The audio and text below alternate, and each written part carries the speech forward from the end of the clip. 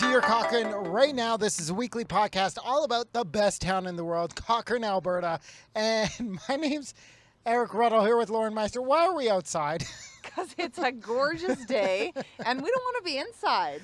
Yeah, Cochrane's under a heat warning going into the weekend, so I guess we're doing it outside. And there's been a ton of stuff happening in Cochrane.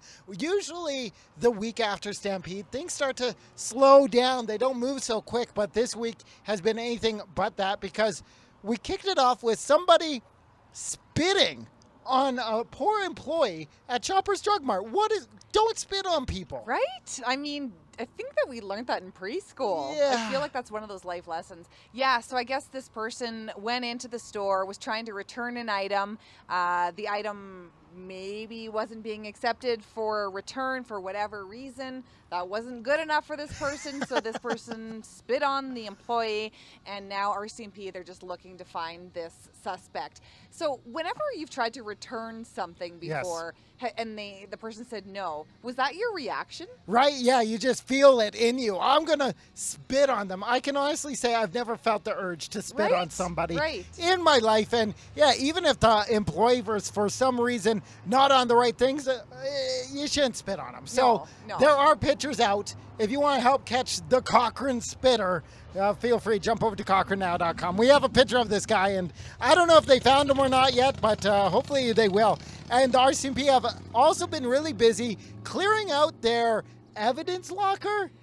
I'm going to guess that, they just moved from their old detachment over to their new detachment. Yes. They're kind of weeding out, all of the closets. And they're like, we need to get rid of this and that. And I don't know if that's the case or not. But they seem to have quite a few things that they're trying to they want to find the owners for these things. Yeah, so it started off with 2 mannequins. And these are like high-end, fancy, boutique-y mannequins that they found on the east end of Cochrane. And they're like, hey, somebody's obviously missing these. So I don't know if your mannequins got stolen. Who steals a mannequin, let alone 2? I mean, I'd be cool to have a mannequin in your house. I've always thought I the wanted truth one, comes right? out, Lauren. It'd be kind of cool. Well, obviously The I didn't mannequin steal it, otherwise thief. it'd be in my house, right? So yeah, these mannequins are, the RCMP, they have them in their possession right now. So if you are missing your mannequin, could you imagine being the person who just took your kids to the park, because they were found at a park on the East End.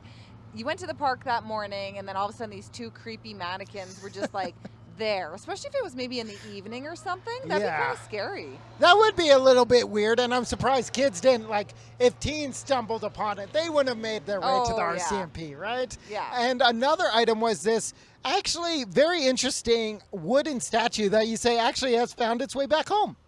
I don't think it's found its way back home. I think it was just found. It was dropped off over at the station just down the street from us.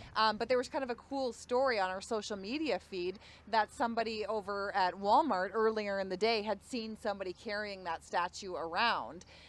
So it's made of solid wood, and somebody was just carrying it? Yeah, so somebody had, so somebody obviously recently lost this statue.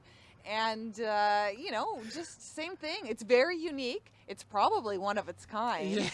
Yes, no, somebody worked really hard on it. And yeah, if you're missing your mannequins or your wooden statue, feel free to grab that because the RCMP, they don't want it at their new detachment. So send it home. But of course, we have 2 major neighborhoods starting off here in Cochrane. We got Greystone going on down by the SLS Center, and just today they broke ground on South Bow Landing. And a lot of people have been asking, where is that? Where is it? So basically, it's just going to be on the south side of Riversong. So if you're coming from Fireside, going from Fireside driving into Riversong, you know how Riversong's on the left? Yep. Well, South Bow Landing's going to be on the right-hand side.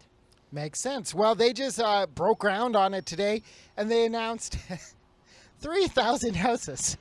That's not very big. No. That's only the size of a town. Exactly. 3,000 houses going in to a new cluster, a new neighborhood here in town. And hey, we have so many new people moving here to Cochrane that they need somewhere to go. And hopefully also with 3,000 new homes being built, maybe it will calm down the housing problems here in town because they now compare us to Canmore.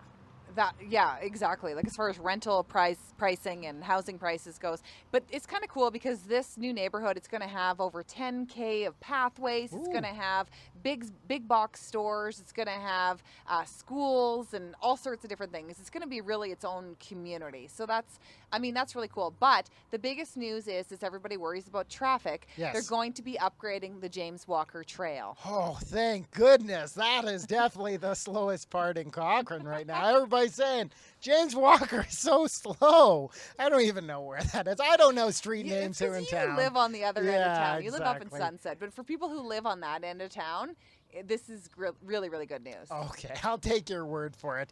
And it's beautiful out right now. We are under a heat warning, 30 degrees, but with that comes thunderstorms. And we actually got to catch up with Braden, who is a storm chaser here in town, and he actually got less than a kilometer away from the second largest tornado Alberta has ever seen. That is nuts. I can't even imagine the rush, the adrenaline, just the feeling being that close.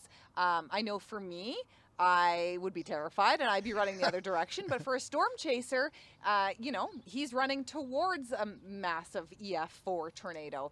Pretty incredible. It was super cool, though. He let us come and check out his equipment, because you need proper equipment to be able to do what he does. His whole Jeep Wrangler, you've probably seen it drive around town. It's green. It has all those weather things on it.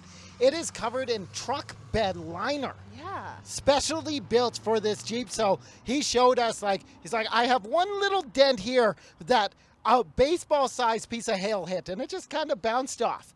I don't know how he does what he does, and he's so calm about it. We're like, oh, what was it like being in a tornado? Yeah, it was pretty cool. It was fine. No big deal. So it'll be really cool to watch Braden over the summer, because sadly, I don't think that's going to be our only major storm. I don't think so. And I asked him, what it's like in the winter, and he finds winters, a little bit dull for him. He said he likes to catch up on sleep and rest a lot in the winter because we don't get those big storms. Yeah, exactly. And one more major event announced here for Cochrane. The outhouse races are a go for September, and these are definitely so unique for Cochrane. They are literally outhouses racing down the street. Yeah, so we took part for the very first time last year. Yes. And almost beat the RCMP. Almost. I mean, I think that honestly the wind was kind of working in their favor, and that kind of put them, just an inch ahead of us. That they're RCMP members, so slightly more athletic than the radio folk. It was the wind. It was the wind. Exactly. But, we've got this year. We're going to be 2023 champs. But are we? It's... You don't think? We don't have an outhouse. We had to borrow Cochrane Toyotas. Maybe somebody will have some pity for us again this year. If you have an outhouse with wheels and you like to donate it to Cochrane now, we'll run in it. Oh, it'll be fun. Please help us. Well, maybe there's still time. We can maybe build our own outhouse. I don't know. I was actually walking around Sunset, and there's a bunch of construction going on, right? So they throw out bits and pieces, plywood, and I was looking in one of the garbage cans walking by, and it was filled with plywood. You were just looking in the garbage can? Well, not in the garbage can. I was looking at the garbage can. It was overfilled with plywood, and I thought, what if I grabbed the plywood, get some nails in there and wheels, and you could So is that what we should do, is just go around to different dumpsters at new construction sites and grab wood and different construction materials and build our own outhouse this year? I think so. I think that's a good plan. I mean, that's a good way to reuse parts and not think about the environment. Exactly. Right? That's what we do here at Cochrane now. We think about the environment. But it's really cool because last year they were just coming off of COVID and trying to get things back up and running. They are hoping for 20 to 30 outhouses this year. That is incredible. I mean, they shut down all of downtown Cochrane. They're bringing in food trucks and a big lemonade stand. And of course, money goes towards charity. It goes to the Rocky Mountain Rotary Club, and then they give that back to the community, which is really cool. No, exactly. And there's nothing like watching a bunch of porta potties race down the street. Honestly. It is the coolest event in Cochrane. That's everything going on in Cochrane right now. If you want to grab this podcast, it's on all your favorite podcast services. And until next week, I'll talk to you again soon. Yeah.